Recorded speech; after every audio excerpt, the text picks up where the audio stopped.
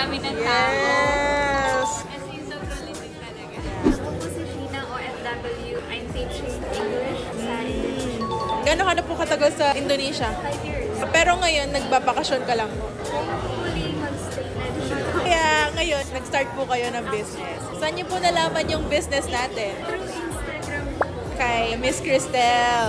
At ngayon, pag payment ka na, magkano yung binayad mo lang, ma'am? 888. Yes. And ba't ka pa nag-start mag-business, ma'am? Mahirap maging empleyado lang. Mahirap din magturo, especially it's not your culture. Saka yung mga kabataan ngayon, medyo iba na. Better to start something new out of my box. Mamaya, kukunin natin yung freebies mo para makita nila na totoo talaga itong dropshipping. Legit Yes, guys. legit. So, congratulations po, ma'am.